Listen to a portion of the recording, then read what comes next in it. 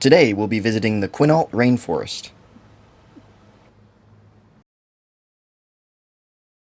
Travel US Highway 101 to junction with South Shore Road about 40 miles from the Coastal Interpretive Center. Turn east and drive 1.4 miles to Quinault Rainforest Trailhead on the right side of South Shore Road. Here you'll find a temperate rainforest, which is a mature forest with a lush understory and a dense growth of shrubs, herbs, and ferns depending upon the light levels on the forest floor.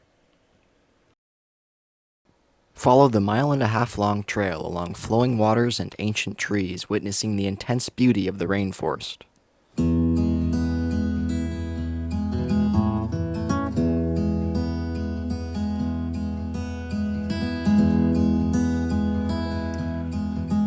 We're here at the Quinault Rainforest, only an hour and a half from the Coastal Interpretive Center, where we have these massive Douglas firs that are 250 to 500 years old.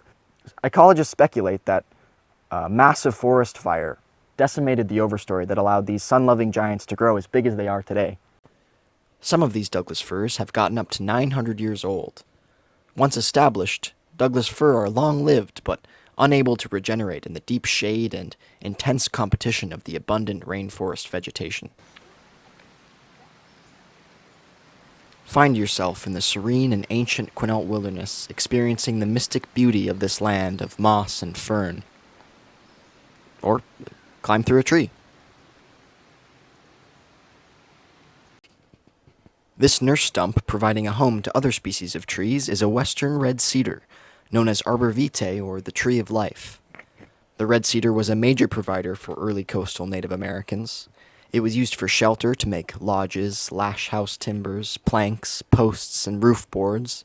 They even used it to make clothing, including skirts, capes, and dresses.